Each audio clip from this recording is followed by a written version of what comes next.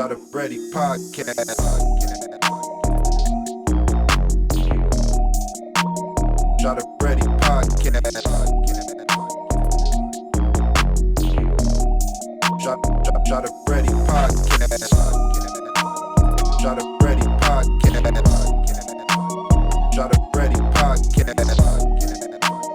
Try to Brandy podcast. Try to Brandy podcast. Try to Brandy podcast.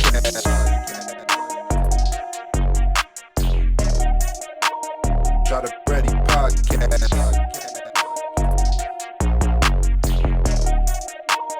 Try to Brandy podcast. Try to Brandy podcast.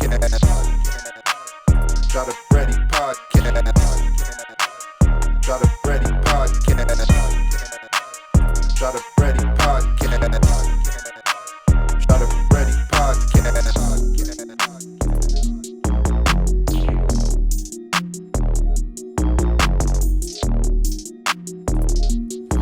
Episode, man, 144, man, the return of Demarco, man. Don't call it a comeback. You know what I'm saying? I appreciate you, bro.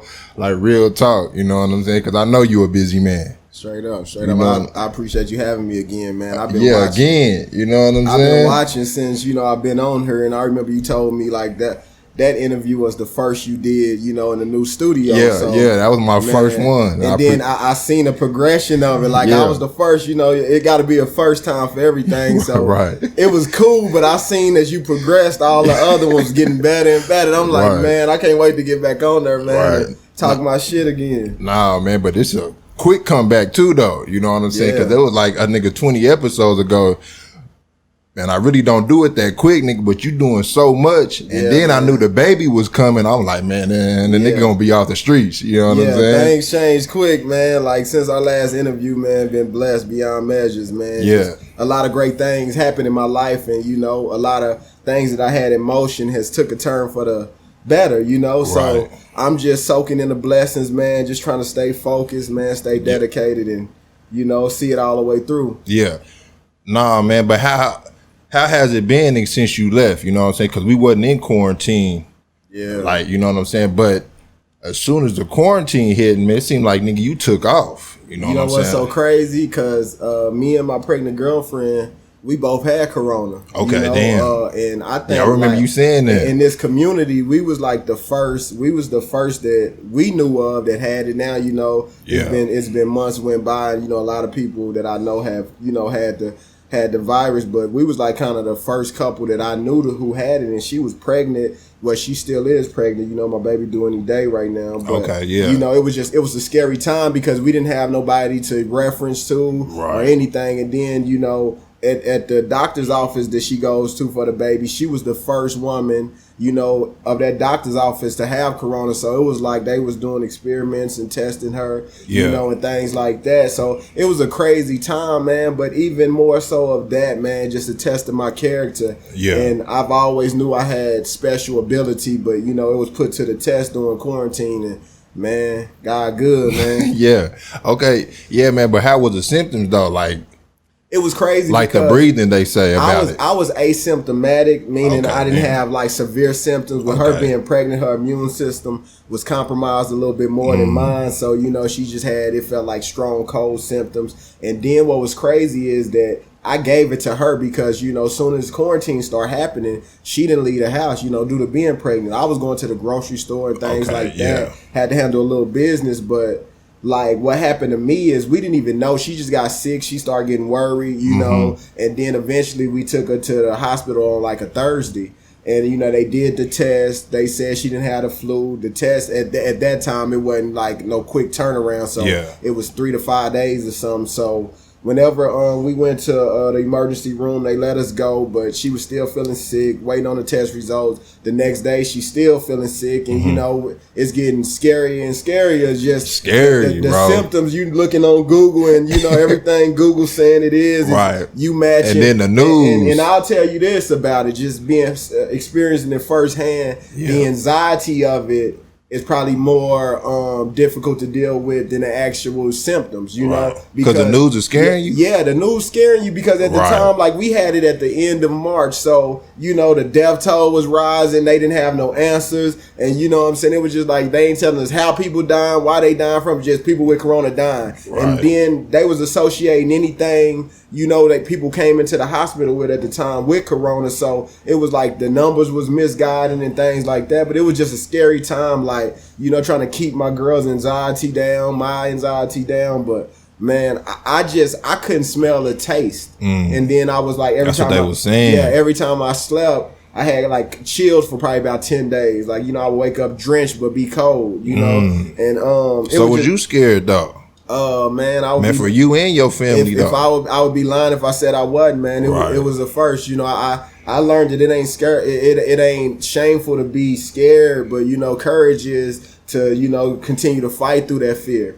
So I mean, of course, something like corona hitting my household firsthand. You always hear about severe things happening to people around you and things like that, but to be experiencing it firsthand, we quarantined for like 21 days. I couldn't see my son. It was just a trying time, but you know, I was taught that faith that hasn't been tested is faith that can't be trusted. I've been preparing myself for the unexpected my whole life, so every day I live in preparation of the unexpected, what could happen, and you know how I would react to it. I try to prevent a lot of things that I can from happening, but things that's out of my control, like corona, I just try to prepare my life to deal with it. And this was crazy in retrospect, looking back at it. We found out that we had corona on April 5th, my birthday, April 6th. And I had already scheduled, I had been doing the DJ live parties, you know, when we first went into quarantine. So I had a party scheduled for my birthday and I still did the party. Oh, for real? You know, just me like, you know, with that, you know what I'm saying, I ain't gonna let nothing hold me back mentality. I'm like, it's so easy to feel sorry for myself right now. You know, it's so easy to go in and play the victim, but I'm like, man, I know I'm dealing with something, but man, I still got to do what I said I got to do. Like my faith in myself, my faith in God, my faith in everything I believe in leads me to keep pushing no matter how hard it get. So I remember doing that, and I had to cut it short because it just kind of got overwhelmed and just your breath, just processing everything, the chills, you know, not having, you know, sense of taste and smell. So I mean, just to even get on there though, it was just my way of showing corona, you ain't about to defeat me. Like I ain't about to stop what I'm doing. So. And I'm glad y'all safe, man. Yeah, man. You know what I'm saying? The whole family, though. Yeah, man. God good. We both was able to, you know what I'm saying, make it through it. There's a lot of people who ain't made it. So, you know, rest in peace to those people who have died, you know, due to the coronavirus. And, you know, it ain't nothing to play with. I mean, as we try to figure out as a nation, you know, what to do and how to go about, you know, dealing with the protocol behind it. But I just think it's just smoke and mirrors with a lot of the, you know, things and precautions they taking. Like, how can we, why is it mandatory we got to wear a mask in public when you can contract the, you know, virus just as easy out in the open, you know what I'm saying? Out in the open, opposed to being inside indoors. And I passed by Whitewater, I guess it's called Hurricane Harbor now. I passed by that Saturday, you know, I'm wearing a mask everywhere, 100 degrees. And I passed by there Saturday, it's packed. Oh yeah, packed. And it's like, come on, bro. Like, I mean, so. Yeah, remember, we ain't out there though. I mean, I did see a lot of first-skinned people, you know. You know what I'm saying? You know what I'm saying? But I mean, that don't exclude all of us. Some of us is ignorant too, you know. We'll take our black ass out there and do some dumb shit too. And then I seen a girl online one day, she crying. She done went to the club or something and she got it, so she online bawling, bro. And it's like, I mean, you kind of get what you ask for sometimes, man. Exactly. Nah, man, but then the DJ, you know what I'm saying? Like, you retired, though. But during quarantine... Man, hanging it up. Hey, man, you had us going up. So, this is what happened, bro. I'll tell you this, man.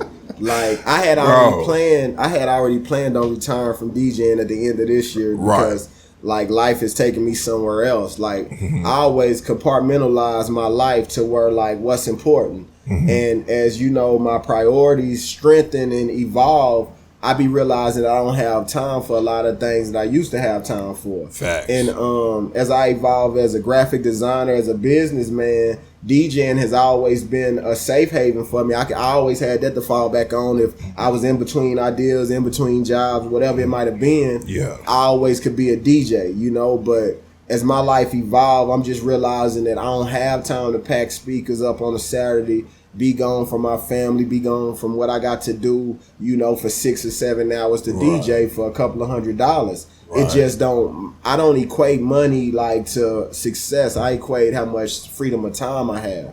So I'm just learning. I was just learning as my life is taking a, you know what I'm saying, a turn, and I'm evolving it. DJing just ain't a priority no more. So I had planned on at the end of the year doing it, but quarantine sped me up. So when quarantine started, you know, I already had my Facebook Live party. We discussed that on the last episode. But the quarantine one was way different though. Right. I found you know what I'm saying, when opportunity need preparation. So it was just an event to where, you know, the stars lined up. I already had like a built-in following. People exactly. It was right on time, wasn't it? Yeah, so I just jumped in seamlessly. Like, you know, a lot of people who do it now and who have been doing it, they had to get adjusted. So at the time, people didn't know how to not get kicked off Facebook. You know, they didn't know what to do. You was doing it but right. I had already had, you know, all the plays in place to where I can rock out. And I did it for probably about that first week and a half, 2 weeks of quarantine, and man, it was crazy because it was some nights I was making almost $1,000 in tips. You know, just you know, people tipping my Cash App, and then but you deserved it though, because you was giving us, man, your time. I appreciate it, and you was entertaining us. I did it for, you know, a long time for free. So when I just threw the Cash App and people was tapping in, you know, I looked up, I had about $1,500 over a weekend. I'm like, I don't remember making this much DJing like in person. A real party. So I seen it, and then I guess everybody else kind of started catching up and catching on. And my thing is, I like to bow out gracefully. I don't like to like overstay my welcome. You know, the person to tell one too many jokes and that ain't funny. Right. I never wanted to be that person. Like I like to leave on my terms. You know, so for me, I seen everybody hopping in the game. The game had got ugly. I had started looking at people. It got oversaturated. Right. And I started looking at people I had love for and respect for differently because I felt like, you know, they was trying to find their way. And in the essence of them trying to find their way, I felt like they was crossing me. Right. And so.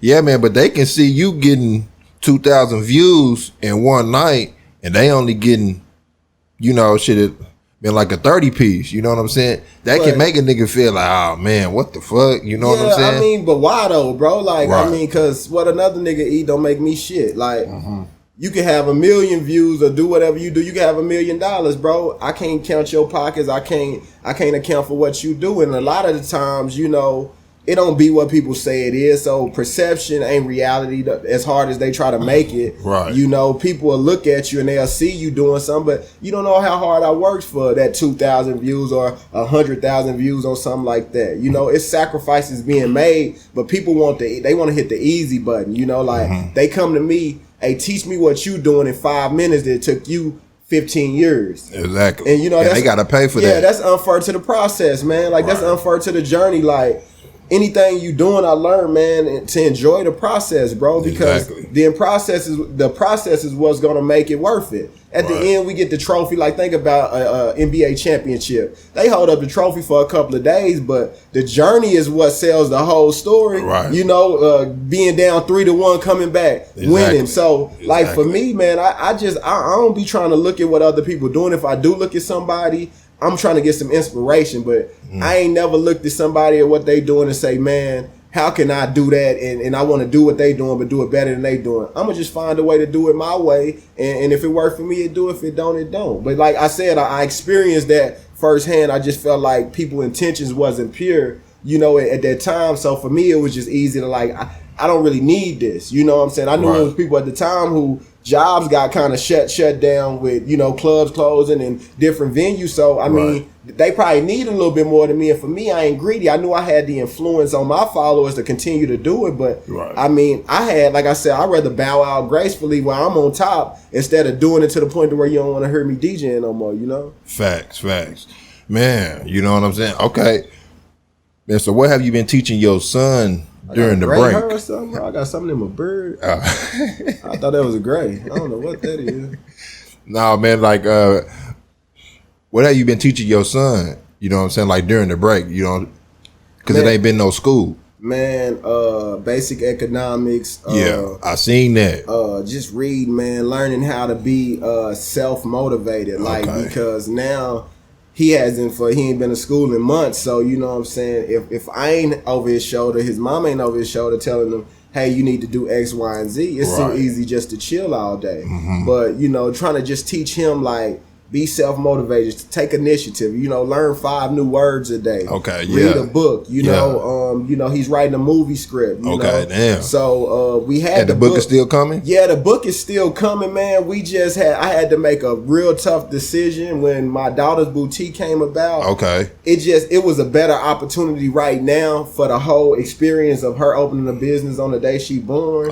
Than, you know, trying to push the book out. So I had to make a hard decision, which I know is gonna help our family more, and he'll understand later. We go still put out the book. It just delayed it a little bit when the ideal, because last time I was on here, I wasn't even thinking of the ideal of opening my daughter a baby boutique. But when it came about, it just made sense to me. The stars lined up, so I'm like, I need to do this before we put out the book. And he understand, but he's working on a movie script now, and a friend of mine that's a videographer said that he'll do him a 5-minute, you know, once he comprised the movie, they'll break it down to 5 minutes, and he'll do him a little quick short film on what he wrote. So he's excited about that. So to delay the book, and he know he got that coming, that gave him something to look forward to. So he good. But I mean, that's 2 things coming though. You know what I'm saying? It's emotion. Both of them. Like the book is almost done. I'm still like converting his pictures to digitizing the pictures he drew, because I want everything to be original. Like, I'm not changing the grammar of what he wrote. I wanted to capture his 9-year-old mind at the time, and everything he was feeling, thinking, and imagining. And that's why it's called the Imagination Station. But he got that coming for sure, man. I'll try to get it out by the end of the year. If not, for sure next year. You know, for sure. Then the baby shower, man. I seen the drive-by baby shower you had. You know what I'm saying? Man, I mean, that was a good look, and the setup was cold. You know what I'm saying? I mean, I'm blessed to be a graphic designer, so you know, my baby, I can't have my baby looking average. You know, I can't get the little template Amazon backdrops and stuff. I gotta customize like you customize everything. That's kind of how I am. I'm a branding, I go branding crazy. Brands mean a lot to me. I'm very brand conscious about everything I do. You know, and like, it's just so with Corona, I didn't want to have a baby shower to jeopardize lives of being, you know, infected or anything like that. So I figured, you know, everybody else I had seen on the internet kind of getting with the parade program and stuff. So we just decided to decorate the front of our house. You know, I got a big 8 by 8 foot backdrop, and you know, and then it was just basically themed it out to her boutique, and you know, had clothes and stuff out there. It was cool. You know, a lot of family and friends came. That's cool, man. Gifts, support. So it was cool. When did you come up with the boutique idea? Man, this nigga full of ideas, man. Like, damn. Man, I'm telling people, man, I'm well on my way to being a very, very successful person just off the fact that I like to think. Like, I just use my mind, man. Like, I try not to entertain idle thoughts, but I try to like have my thoughts be productive. Like, and I understand that, you know, when you think positive, it's a manifestation through your life. So I was just thinking of a way, like, how can I honor my daughter? Like, I wanted something. I'm big on impact now. You know, I don't look for reactions anymore. I look for impact. Like, how can I do something to impact my daughter's life before it even began? So as I was kind of going through this series of things, what I wanted to do when she was born and things like that, it just kind of hit me, and it kind of made sense. I got a little background in fashion. I had a shirt line, a clothing line a couple of years ago that kind of fell through, but I learned a lot. You know, I learned about, you know, e-commerce, how to, you know, sell online and things like that. So I took that failed experience, and I'm like, man, I can kind of recreate that. And I understand with my studying of marketing, like, the children industry is a multi-trillion-dollar industry. You know what I'm saying? Everybody got kids. Like, because the reason why the children's industry is so big is because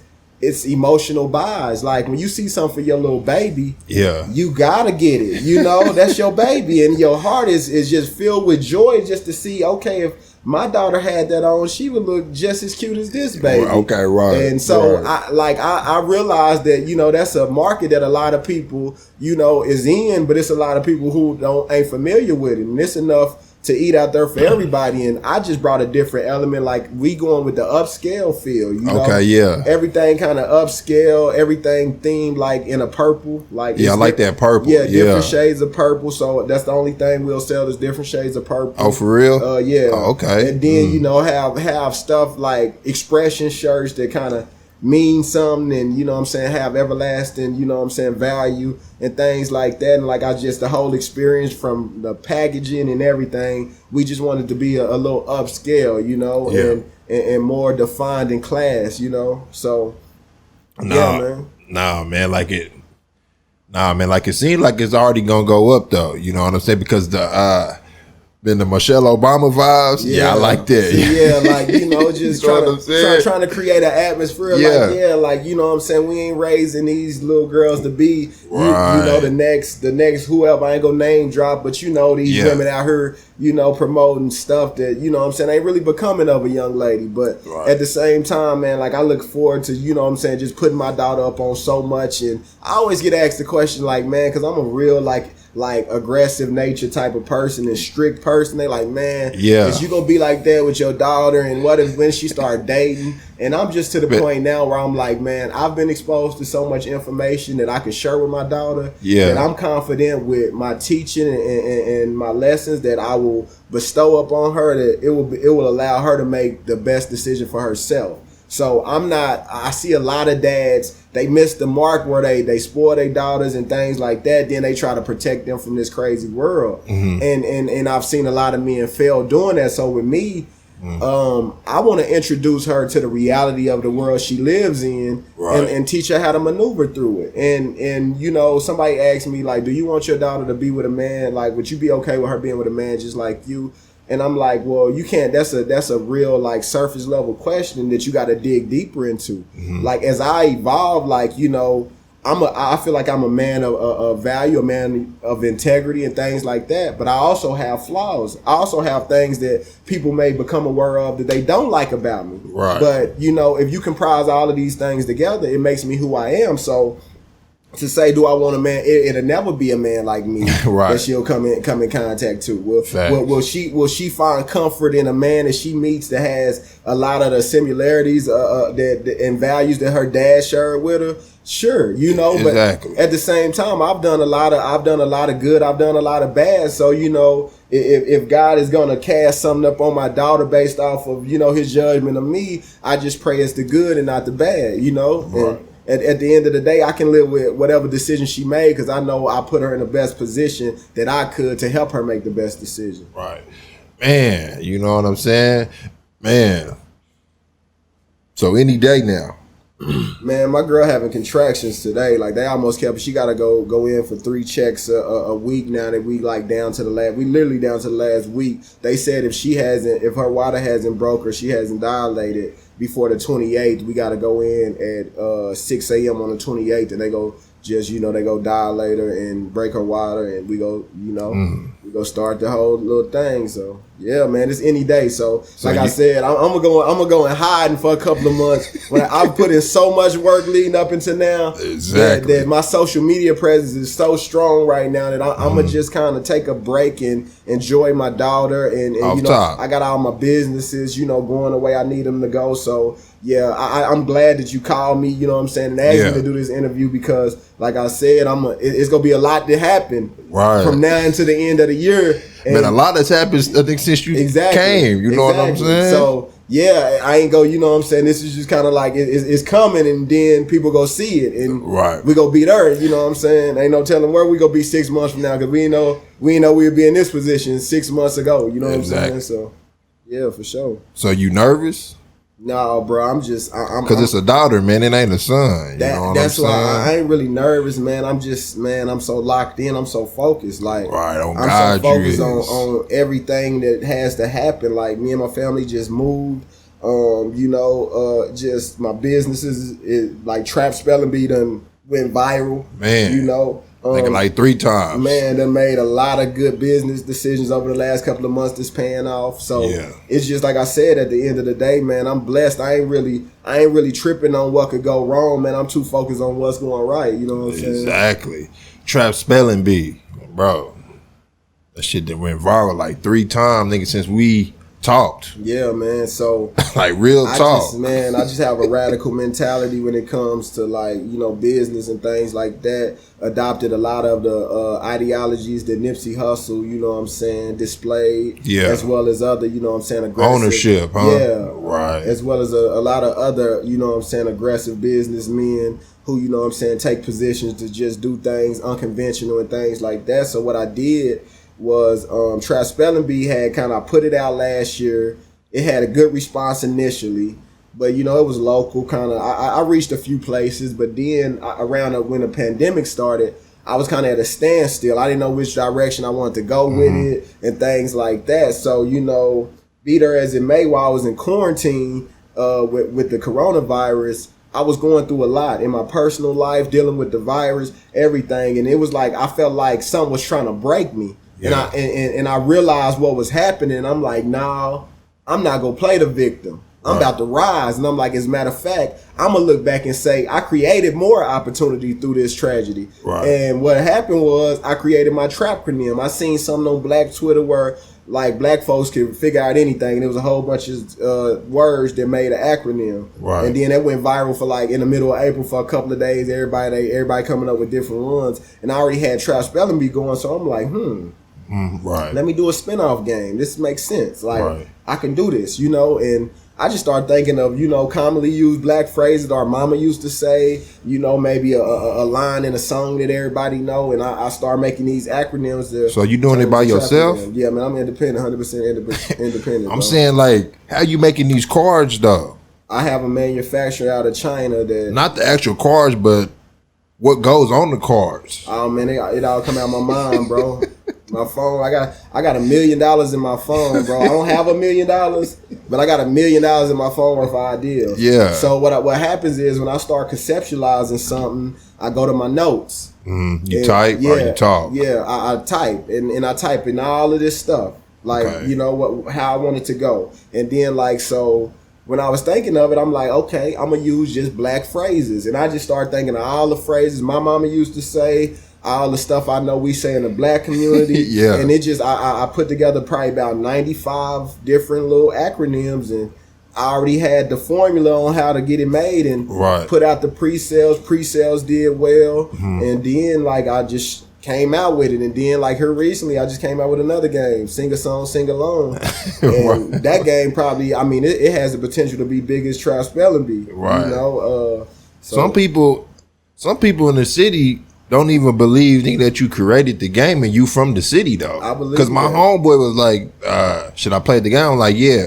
He was on my podcast. They're like, nah. I'm like, yeah, man. Like the nigga is here and he created that, and yeah, and like it's worldwide now. You know what I'm saying? But they don't believe that shit. I'm like, nigga, that's weird. It is, but that I mean, shit weird, bro. I understand on a deeper level, bro, that people can only understand from their level of experience. So, you know, I mean, if you hold celebrities to a higher figure like Will and Jada all in the news, and we look at them as like they just these big, like, you know what I'm saying, unstoppable, unflawless people, and then it comes out, okay, she cheated, and you know what I'm saying, now they human. So, you know, the same person giving the advice need the advice. Okay, so at the end of the day, like I said, we'll hold them to that higher standard, but they human just like we are. So with me, when I'm thinking of an ideal, I be thinking like, man, I can't do that, man. Because when I first thought about trap, I'm like, man, I can't put out no game. Man, they put out games. And then I had to think to myself, well, who is they? Like, you know what I'm saying? You thinking of Monopoly or somebody like that. And I'm thinking like, well, hold up. I know how to do this. I know how to do that. So when I start doing, you know what I'm saying, the research, I'm like, man, it ain't really as hard as you might think it is. You just got to get past the point of your doubt and go forward. So when I did, I didn't know nothing about the gaming industry when I created Trap Spelling Bee, but now Trap Spelling Bee is its own entity and gaming company. So I'm putting other games out under the Trap Spelling Bee umbrella. So now you can consider me as an independent game maker with his own gaming, you know what I'm saying, company. And that's crazy just to think of. You know, it sounds cool and title, but at the same time, anybody can do it. You know, it's just a matter of, you know, applying yourself, making the sacrifices that need to be making, doing it, you know? Right. Then the new game, like the sing-along game, man, it already got 104 1,000 views. You know what I'm saying? Yeah. How? We just reached and it ain't even out yet. Marketing, man. Man, you a marketing beast, bro. Man, just you got to understand, like, you got. It ain't even out, bro, and it's 104K. I've sold over like 275 copies in, I guess, 20 days. Like, it ain't out, bro. I ain't even sent it to production yet. Like, the people ain't even got it to start making it yet.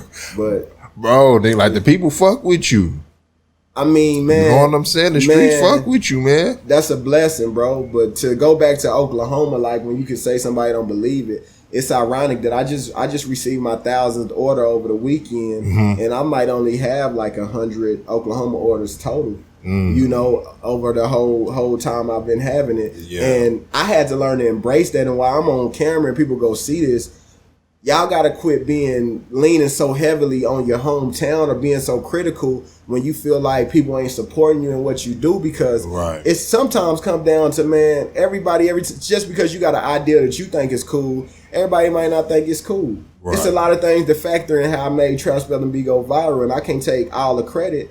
I made something that was universally understood. You know what I'm saying? Exactly. So it's like, it's hidden right there in plain sight. Like, you know, everybody, I be seeing the comments come in and people like, man, we should have did that, or they felt like they had the idea for it and things like that, because it's so easy to conceptualize. Like, okay, spelling slang words. Like, I could have thought of that. And it's the culture that we all understand. Right. It's a language that if you from here, you understand it. Right. And like, I speak to the black culture. That's just, I am the black culture. You know what I'm saying? A kid that was on welfare in Section 8 growing up. Daddy was absent in the home. Mama was, you know what I'm saying, battling the drug addiction. All of that. Right. So, you know, all of that comprised into these games, you see it. You see our struggles. You see like how we made something out of nothing. Like when I used to be back cleaning up the house on a Saturday morning, you know what I'm saying? It's the first of the month. Mom's headed to the grocery store with the food stamps to get some food. Big brother playing, you know, some R&B while he vacuuming. Right. Like, you think about those moments, and now I apply them to my life right now. Now I got a game out to where I'm singing songs that I sung in my childhood when we were struggling, but it felt good. You know, these songs made you feel good inside. And so now I got a product out that everybody's playing, you know what I'm saying? People all across the country is playing and things, and it's just based off the joy that it gave to me when I first heard it and stuff like that. Okay. And so what you gonna do once the Mardell company come? Well, and ask you.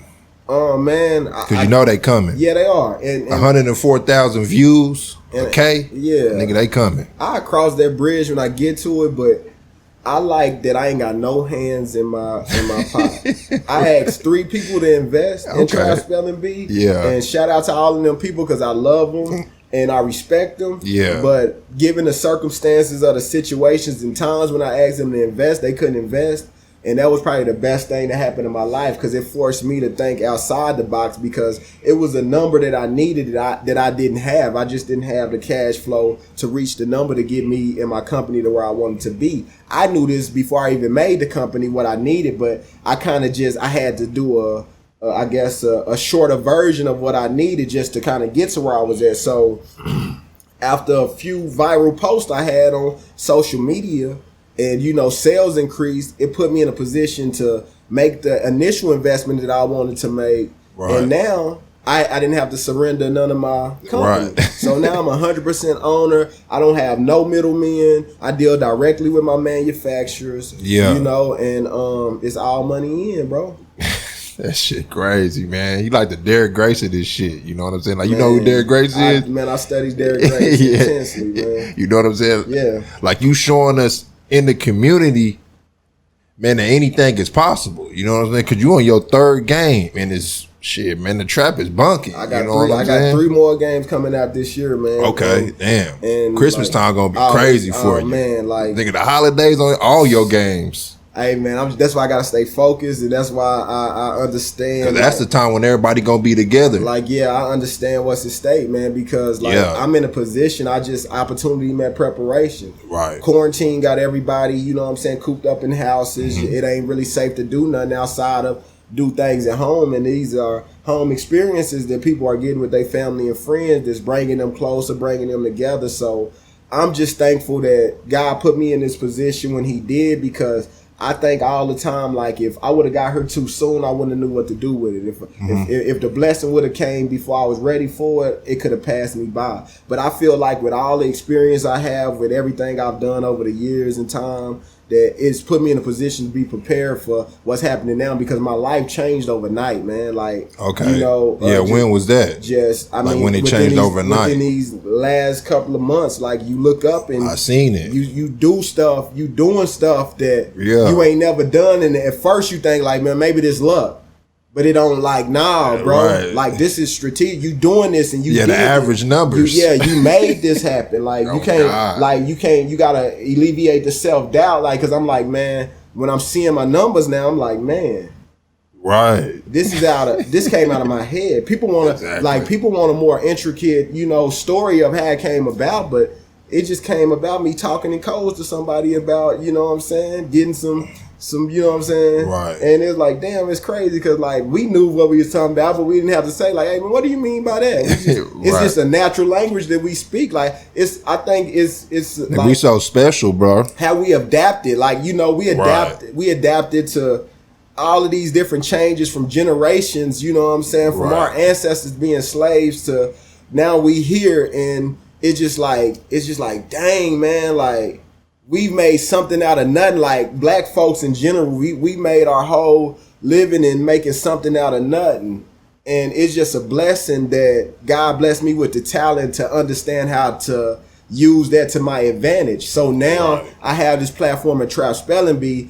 I've had brush-ins with people who would quote unquote consider themselves higher ups in, you know, the gaming industry and stuff like that. Yeah. And they looking for this big old team, and it's just this dude with a Crenshaw shirt and a White Sox hat on. Like, man, from Spencer, Oklahoma. Midwest City, Spencer, Oklahoma. Okay, Shout out to Spencer, Midwest City. I don't know. Look, man. Why you call it Midwest City, Spencer? Because this is the thing, man. It get confused sometimes.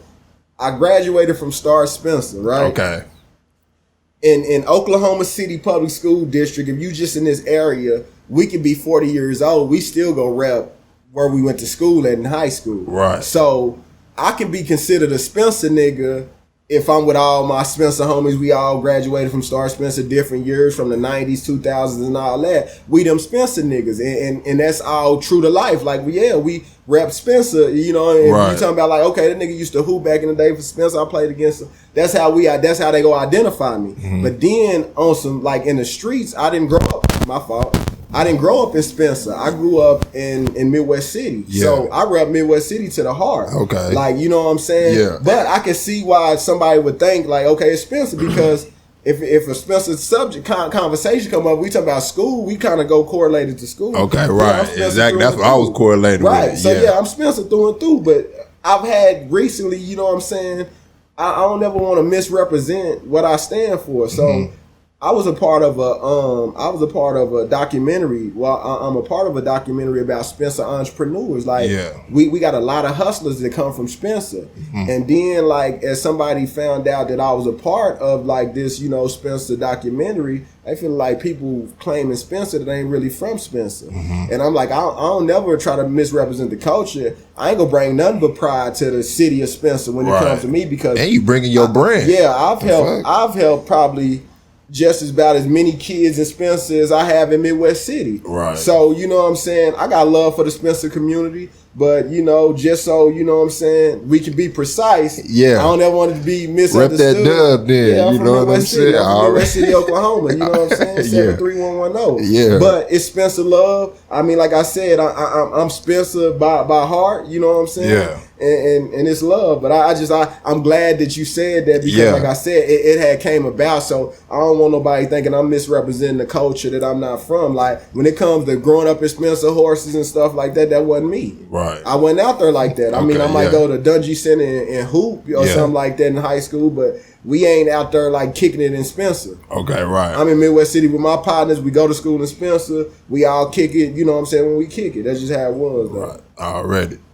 Yeah, man. Then your camp, you know what I'm saying? Like, you're missing it this year? Yeah, man. But you know what? It's man, my homeboy, he told me that he was on the phone with my homeboy Deuce. I talked about Deuce last time I was on the show. Yeah. We just be always like, you know, checking on each other, talking about what everything is going on. And he told me something that really resonated with me. He said he was having a conversation with his mother, and she was like, you know, this is a time of restoration. Okay. You know, a lot of people have been so sped up in life, so busy that it was a time for a lot of people to just be restored and, you know, kind of be refueled. And I feel like that's what happened with the camp. I really wanted to have the camp this year, but with all the things I've been able to do without having the preparation of the camp, it has been a blessing in disguise. So I feel like I can come back even harder next year because I'm in a better position. I'm putting myself in a better position this year with missing the camp to be able to have greater camps, you know, in the future. So like I said, I'm definitely coming out there next year. Oh man, I need you out there, volunteering, man. You know what I'm saying? Like I said, that restoration was definitely needed though, and I think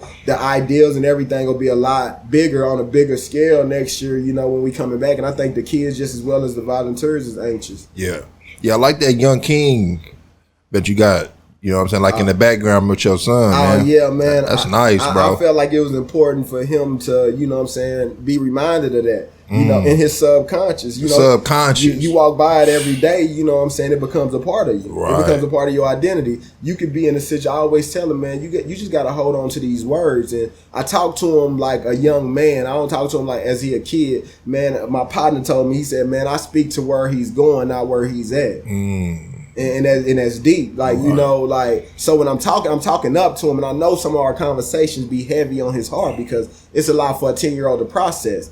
But I said, son, I'm preparing you for something much greater than you can see right now. So yeah, man, it's a blessing, like I said, to have a son who understands, like, he understands who his daddy is. He know the influence I have. He do, yeah. He understands it. And he know those shoes will soon be his to exceed, not just feel, but you got to be better than me. If I leave it here, you got to take it there, you know? So yeah, it's a man, that's some tough shoes, though. But if you around it, you know what I'm saying, then you know that it's possible, though. You know what I'm saying? All this is possible. He's going to help me. I'm putting out another game at the end of this year. And I liked how he stepped up because he be helping me package up the game. He said, Daddy, the next game you put out, I'm going to write something on it. I'm like, all right, cool. So I'm going to make sure he's a co-producer in the credits. You know what I'm saying? Already. Yeah. So your daughter going to soften you up, you know what I'm saying? Because you could tell, man, that you stern, strict, you know what I'm saying? You about your business, but is your daughter gonna soften you up, though, man? Man, that's to be determined. I mean, like, I'm hard on people I love. Naturally, like, because you want the best for them. I want the best for them, so I'm hard on them. So my girl, my son, my mother, you know what I'm saying? I'm probably the hardest on them than anybody because I want so much for them, and I live my life in a sense that, like, even if I'm not here, if some God forbid anything happening to me, but even if I'm not here, I want y'all to be prepared for my absence just as much as y'all are my presence. So I take life so serious because it can, like, I've lost probably about 8 to 10 people that I know personally this year alone. Through the gun violence, different reasons and everything. So I don't take life for granted, man. And I just, like, the people I love, I just be wanting them to, like, I be wanting to make sure they straight. Like, at the end of the day, when I lay down, I ain't comfortable if I don't know that all my peoples is comfortable. And I think sometimes I overdo that. You know what I'm saying? I overlove. I be overly concerned. And I'm trying to balance that. But even with my daughter, man, it's just as I look at this little girl forming in my girl's stomach, and she moves when I touch her. I play her Anita Baker. And you know, that's me and her thing. Like, when she born, we go sit up and listen to Maya Angelou poems and Anita Baker. You know? I want to bless her soul with that, you know, real stuff. So man, I don't know, bro. Like, I mean, I know I'm a lover. I be thinking about it sometime, ready to tear up. So ain't no telling when, you know, she come out, how I'm gonna be. I think she is, though. You know what I'm saying? I mean, like, with the whole business and brand going too, man, I think it's gonna help me spend a lot of time with her, a lot of bonding time. So I'm excited overall just to, you know, be able to see her and receive her, man, and know that she being born into love, bro. Yeah, man. So how the classes been, man? The teaching. Man, I had one group session in May, and then I've done a few one-on-ones. Yeah. But how's it going though? It's been going good, man. For the teaching part, you know what I'm saying? I was trying to have so I did the Zoom meet. I did a Zoom meeting with a collective class, and then I've been doing a few individual Zoom meetings. But I was banking on everything being opened back up by now, so I can kind of follow up with the actual official class that I was having initially before the pandemic hit. Yeah. And it just ain't really right to try to do it now. So I've been kind of torn, and I still want to, you know what I'm saying, because it was a little bit more that I taught the people that I wanted to teach them in person that I ain't been able to do. So I just got to kind of improvise and see what's going to be best, because I want to definitely, all the people that attended my class, they was enlightened. They got a lot of great stuff from it. I still got to send them some stuff, through the mail, some keepsake stuff. But so what do you do, like PowerPoints for them? Man, not necessarily PowerPoints. I just give them basically, it's cool with Zoom because they can share my screen, I can share their screen. Oh, okay, yeah. So I'm walking them through the steps. They asked me that, and then at the end, I just give you kind of a book that kind of covers the basis of everything I talked about that you can reference when you design it, then and give you fonts, different color schemes to use, and things like that. So yeah. Then your designs, man, been going crazy too. On the designing part, as far as the logos and people, niggas starting their own businesses. It's crazy, bro, because like I said, Trap Spelling Bee has really took over the whole business, but Designs by Demarco is still what it is. And, and I increased my prices July 1st, and I've still been, across the board, been having, consistent clientele, even with the increase of prices. So that's nothing but a blessing. Yeah, your prices went up because what?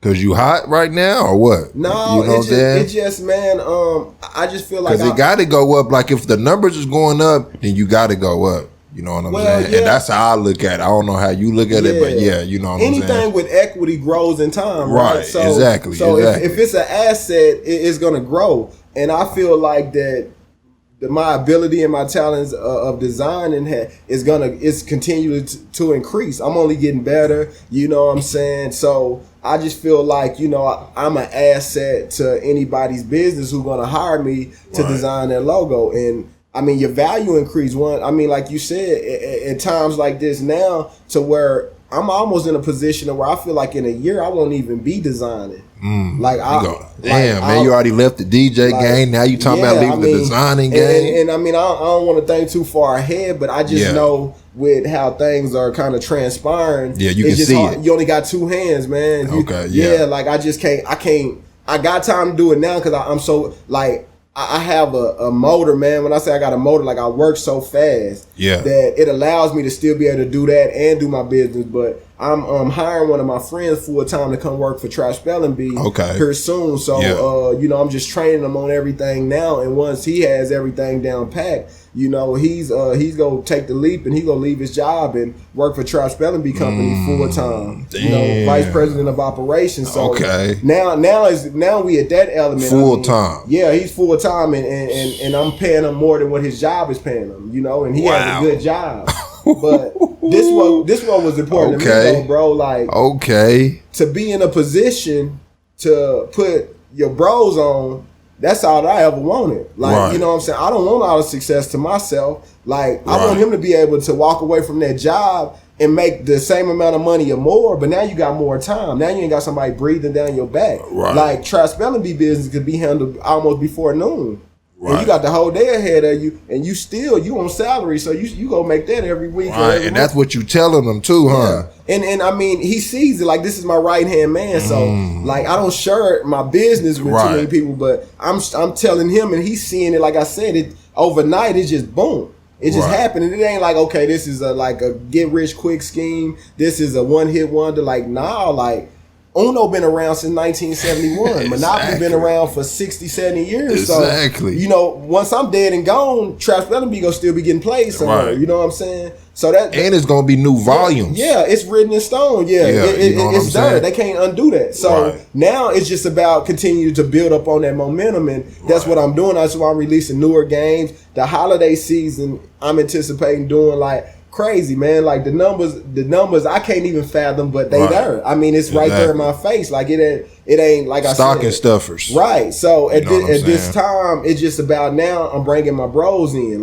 Man, I got homies, like I said, that hard workers. They, they just need a little bit more time to be able to do what they want to do. So I'm in a position where I can help them pursue their dreams. Damn. So, you know what I'm saying? 3 of my closest partners, I done had to talk with them. I'm bringing my first partner in, and then I told my other 2 partners, like, y'all, shortly thereafter, y'all don't work for me, y'all work with me. Right. Y'all work for Trash Spelling Bee, man. That ain't, I'm not your boss, bro. I'm your brother. Right. But at the same time, everybody around me know I got these people, they know how I work. So, you know what I'm saying? Right. They coming on, I got expectations for them, they got expectations too, and that's cool. But you don't work for me. I ain't waving no finger like y'all, I'm y'all boss. No, man. This is what I need you to do. If you handle that, we good. Right. Get this money, go do it, go pursue your dream. Right. Now you got time to do what you want to do. And you got the baby at home, and you don't even got to stress. Because you already know, you know what I'm saying, that he gonna get it done. Right. Now I can conceptualize these games because my talent is ideas. Exactly. I'm a creator. Exactly. You know what I'm saying? Exactly. So when I got them handling all the business of it, I can sit down and create. That's why I'm saying create more for the business. Yeah, in a year, it's not gonna make sense to be designing when,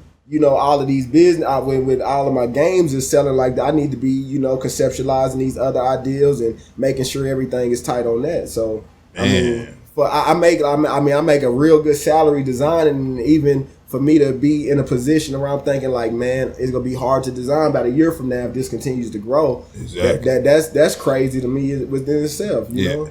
Yeah, I seen all the packages, man. You know what I'm saying? Man. So he gonna be handling that, huh? He gonna be shipping the packages off. He's gonna basically be over, you know what I'm saying, all operations. So when it comes to inventory, it comes to shipping, it comes to customer relations, when packages get lost in the mail, I'm dealing with that. I'm everything for my company. My homegirl told me that when I started. She said, Marco, when you a small business, you got to be everything. I'm the human resource manager. I'm the inventory manager. I'm the, you know what I'm saying, I'm the marketing manager. I'm all of that now. So now I'm about to start relinquishing some of these, responsibilities on my peoples. And like I said, I ain't greedy, man. Like, it's happening. And I'm like, I don't want to wait till I get all the way up and bring my bros in. I'm going to sacrifice some of my salary right now to pay their salary, because I don't like the idea of them working for these people that don't love them. Right. Come work for a company, that love you, bro. Right. And build it. Yeah. And this ain't no, like, I'm going to just pay you under the table, bro. You going to be a W-2 employee. Right. Like,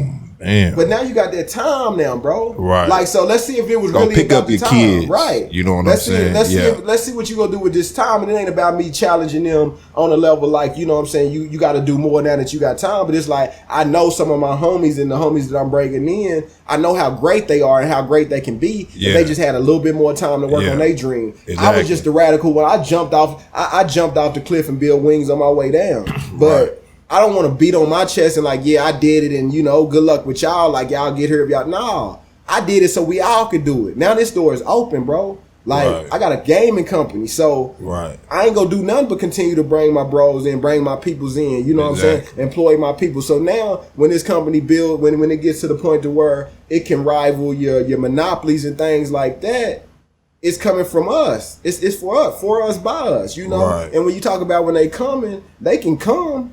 But the number got to be crazy. That's what I'm saying. I'm talking about, nigga, first they going to offer you, nigga, some bullshit. Mm-hmm. Take that number and you got to, times that by 100.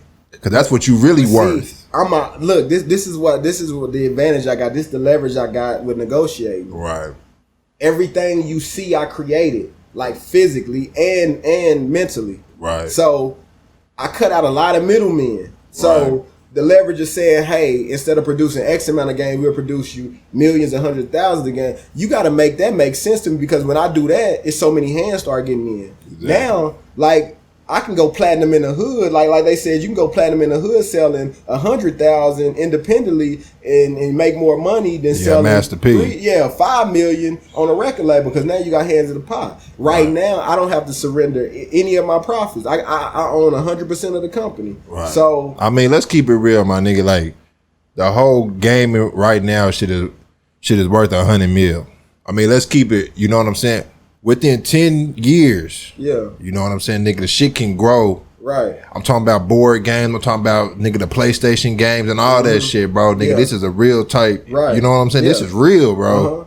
It is. So, if they come with a ridiculous amount, this the thing about me, like, I know I have untapped talent, bro, that I ain't even, I have potential that I ain't even reached yet. Right. And I know that I'm getting far out there with these ideals already. So I'm blazing the trail. Like, I don't have nobody in front of me in this industry that I can look to, because it ain't nobody that look like me who owns these games, you know? Mm-hmm. So I know this. So what I'm going to do, all I'm going to do is just make the lane wide enough to invite more people in, to bring more people in. Like, if somebody called me, I didn't really appreciate the phone call, but like all of a sudden, you know, they inspired to do a card game, and you just want me to give you all the information free. Like, that's bro, what niggas do, bro. Like, bro, man. That's what I'm saying. Nigga, they see it lane, that you dominating, and then nigga, they'll try to drive up in it. Bro, you can't try to swerve in it though. Man, I say this humbly, bro. I say this humbly. You can't bring me somebody that was creating games from anywhere around us before I start doing it. And I'm not saying I'm the first that did it, but it's just like I said, it's a way to come. I'm not saying I'm the only one can do it, because, you know, I'm the first that I know that did it. You the only one that did the card game, bro. That's the only part. I'm the only person I know that got a physical game that I made and I produced, and now it's out, saran wrap, selling hundreds to thousands of copies of. Exactly. But at the same time, I can't tell somebody they can't do it because I did it first. But it's the way you go about things. Don't come and ask me all my secrets that I had to sacrifice and pay for. Right now, I'm paying $6,000 a month to market my games. Right. $6,000. Mm-hmm. That money has to be accounted from. That money has to come from somewhere. Right. So now you want the ideal of, okay, how did you make your game go viral? And then if I just give it to you blatantly, like, okay, I paid $6,000 a month to make it go viral. Right. Are you willing to sacrifice that? Not at all. Now I done surrendered all the sacrifice I had to make to realize this is what it's going to take your game to another level. Right. But yeah, you ain't willing to even do that. So now I just wasted my time even telling you, because you weren't ready to begin with. But the correct way is to say, how much would you charge for a consultation to help me with my brand? Well, and I say that, and like I said, when I say, you know what I'm saying, go to my website. I have a consultation. Oh, okay. A minimum $300 fee. Yeah. Right. A minimum of $300 fee to an hour with you. Yeah. Yeah. So at that particular point, and that's worth it though. Yeah. Because of the game that you gonna give them. I mean, everything. You know, it's a simple. It's a website. You know, how do I produce a game? Somebody called me. Where do you get your game produced? Well, if I tell you that, who told me back when I had to pay all this money to figure it out? Right. And you had to take L's too. Yeah, all these L's. So I can't you have to respect the game. Like, if you go into the game, like if we check into a basketball game, right when the buzzer hit, we have to acknowledge that game has rules. So if we don't stay in the confines of that room, we get kicked out the game. So a lot of people, they feel like you get Hollywood on them when you get a little successful, and you just won't surrender all your ideals and and what you learned in your experiences to them for free. Well, no, you got to pay for this, because I had to pay for whether I didn't have to pay nobody $300, but I had to pay somebody. Okay, I'm gonna tell you this story before I get off of here. A woman called me. She didn't call me. My Twitter was going crazy at the end of June. Yeah. I don't be on Twitter. I market on Facebook and Instagram. I got a Twitter just to have, but I don't really market on there. I noticed I was getting a lot of notifications for the Trap Spelling Bee, so I click on it, and then it's like an all-out argument on whose game was created first. It's a game out called Culture Tags. Mm-hmm. It's a game spelling acronyms, just like Trapcronym, right? Yeah. So the woman... Someone makes her aware of it probably 2 weeks before I see all of these tweets. She do extensive background check on me. Because she's under the impression this dude done stole my game. Yeah. You know, I put mine out in April. She put hers out in February. Mm-hmm. So, you know, she goes all out. She's making sure I got everything. And she clicked and noticed that I didn't secure the domain of trapcronym.com. Mm-hmm. Well, the reason why I didn't secure it because I sell all of my games through Trap Spelling Bee. So at the time, I wasn't even thinking like, okay, go ahead and just get it just in case somebody try to get it, because that ain't on a copyright level. That's just the domain. But that's called virtual real estate. Mm-hmm. I should have got it, right? Mm-hmm. When she did her research and realized I didn't get it, this woman is certified on Instagram. I mean, her game sold out way more games than I sell, right? Mm-hmm. But like, she's seen it as an intimidation factor in a sense of compromising her business. So, because because she know you coming. Yeah, because she didn't know who she was dealing with. She thinking like, if this person did steal my game, like, let me act aggressively. So she took the domain, right? Right. She bought it and then she transferred. So if you click on trapcronym.com, it's gonna take you to Culture Tags instead of Trap Spelling Bee to play Trap. And then so when she did it, man, it was the best thing that happened to me. So when I finally realized what happened, because she was like, well, see who made it first, click on trapacronym.com. That's who she argued with, like just somebody on the internet troll, just, you know, trying to start a beef. And I said, hey man, I don't know, I'm just becoming aware of this. Like, this the first day I heard of your game. This is like in June. I'm like, this the first day I ever heard of your game. I'm like, I'm a businessman.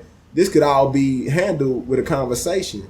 Right. She was still kind of standoffish because, again, this is her baby. She's trying to protect it. It's almost like somebody trying to steal your baby. Right. But it's all a misunderstanding. So finally, she agreed to get on the phone with me. We have a long conversation.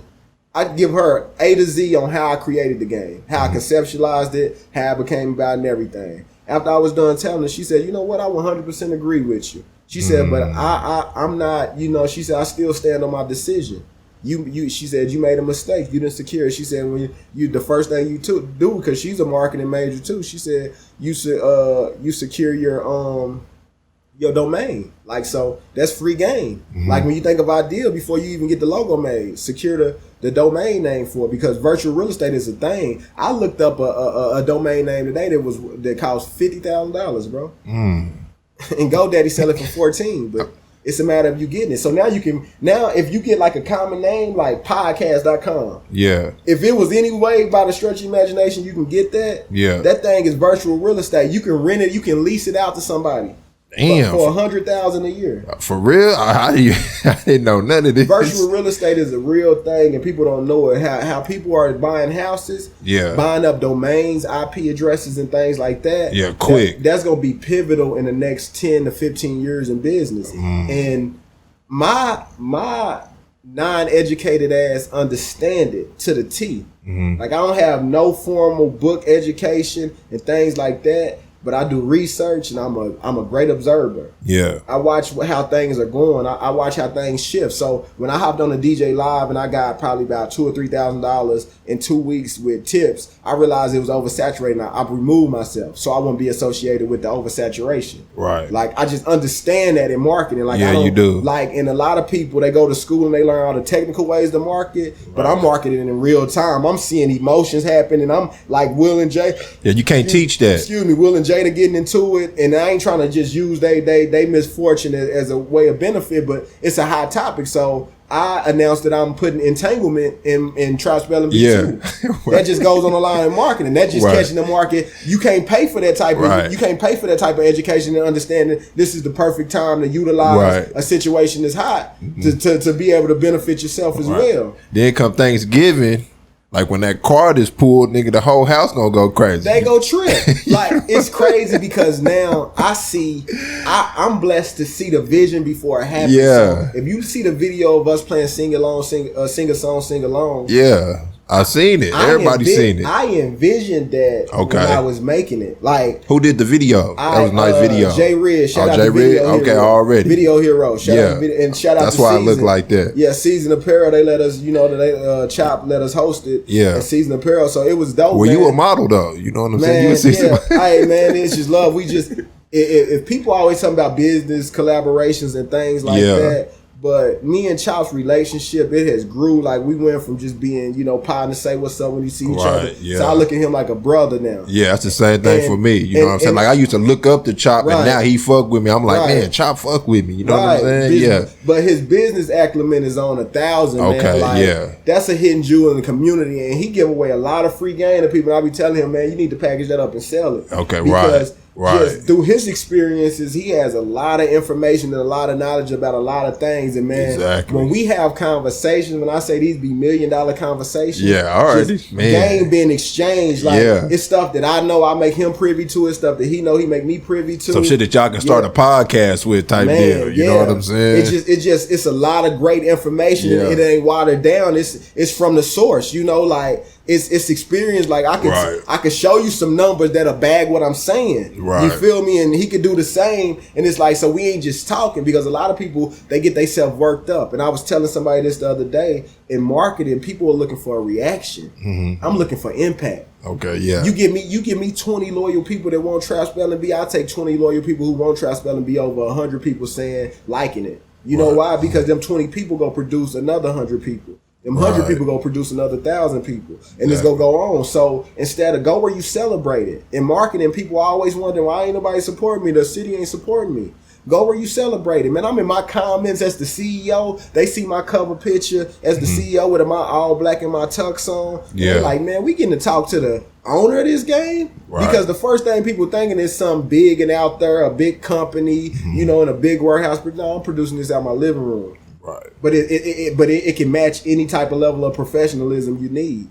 Exactly. And you get to talk to me. Like when I respond to my customers, if it's a delay on packages, I personally reach out to my customers, let them know what's going on. If the shipment got caught in customs or something, I'm updating them in real time, and I'm building those relationships. So when I'm putting all these games out through time, I've built relationships with my customers. I've responded to their messages. They seen the CEO, the owner of this company, all in the comments laughing with y'all. You know what I'm saying? Right. You know what I'm saying? So transparency is important, and I've always been an open book, and it's paying for me now. You know what I'm saying? Because people seen a story, they seen a backstory, they seen me in between relationships, they seen me struggling, they seen me when I left my job, they seen all this. So when you see the end result, and it's gonna be people to defend me. Like, you can't say he cheated or he did something. I watched him go from selling CDs in the mid 2000s to running a one day a multi-million-dollar gaming company. You know, right? And people appreciate the journey when you share it with them. You know, right. Man, I appreciate you coming out, man, because your first story, you know what I'm saying, have motivated my homeboy, and he don't even be talking like that. You know what I'm saying? Like, man. Like the nigga told me, man, I'm quitting my job and I'm going all out shit on my dispensary just off your story, just motivate them to stop bullshitting. You know what I'm saying? Bro. Like to step out on faith. You know what I'm saying? Like to believe in yourself. And I would just piggyback that, man. Salute to that dude. And you know, it's a viewer's choice, man. Yeah, I won't recommend it to everybody, bro. Right. But I mean, if he was compelled by my story and he feel like his ducks is in a row and his stars go align, man. Oh, he aligning them up right now. I salute it, man. I'm just glad that my voice could be a part of his journey to you know help him press forward. But like I said, it ain't for everybody, bro. Right. Entrepreneurship ain't for the faint of heart. You know, I mean. If you thinking this go work as soon as you want it to work, man, you might be in a world of trouble. Right. You gotta water those plants, man, and just let them grow. And I have a young homeboy. He's probably about 24, 25. He's doing life in prison for murder, right? And he was having an interview with one of our friends, and he spoke, man. So I mean, this is a little dude that he ain't even eligible for parole until 2055, right? Yeah. But his spirit ain't broke. Like he been in jail since he was 18 to 19 for this murder, and his spirits ain't broken. He said, one thing I learned, he said the most important lesson I've learned in life since experiencing this fate that I'm under is that when a flower blooms at its most beautiful state, you have to acknowledge they only have so much time for it to wither away. Right. So that was so profound and deep to me. I understand that like that window of opportunity opens and it closes fast. Right. And if you don't take advantage of it while you have it, like while I have this momentum in life and how things are lining up for me, if I don't help people, if I don't put the right people in positions and stuff like that, this same opportunity could absolutely be gone this time next year if I don't handle it right. So acknowledging that and understanding the importance of staying focused and doing what I say, you know what I'm saying, doing what I say I'm going to do, and being a man of integrity, you know what I'm saying, not being moved by money, not being moved by circumstances or challenges, but standing on principle, making sure, you know, me and my family are in the right position to, you know what I'm saying, be successful. And at the end of the day, man, that's all I could do. Yeah. I appreciate your time, man. You know what I'm saying? Because I knew that the baby was coming, and said, man, I just had to reach out just to see if I could get some of your time off. Like I said, that's respect, bro. Because I know how hard you work. It's just this platform is beautiful, man. The platform you give us all to tell our stories, share our journey, and you know, display our talents, man. I appreciate you, and you know, again, man, just go where you celebrate it, bro. Because you're doing a lot of good shit that people may overlook. They might not give you the credit you deserve, but man, don't never go worry you're right doing, man. Just keep on telling these stories, man. And anytime you call me, you got my support. I'm gonna pull up. I appreciate you, man. Hey, man, and thank you on camera. Thank you for shooting my information to Vogue. So Vogue Dallas reached out to me yesterday on your behalf, said, man, okay, yeah. you know, B Mays hit us up and said that you somebody we probably would really be interested in talking to. So, yeah, man, you a game creator. Yeah, man. You know what I'm saying? We scheduling a time for me to do a remote interview with them. Okay, so they can, already. You know, have a story on me in Vogue Yeah, Dallas. So already. Thank you for that, bro. Thank you for putting my name in that pod. Yeah, already, man. And man, I pray for a safe delivery. You know what I'm saying? For the fam, man. And I hope y'all do good, man. Thank you. And should I know that you're gonna keep going? You know what I'm saying? Man, I appreciate you, man. Thank you, bro. Whenever you want me, man, just call me, man. I appreciate it, man. Already, man. Shout out to Brandy Podcast, man. That's episode 144. The return of Demarco, man. 100. I'll holler at y'all. Appreciate you. Love.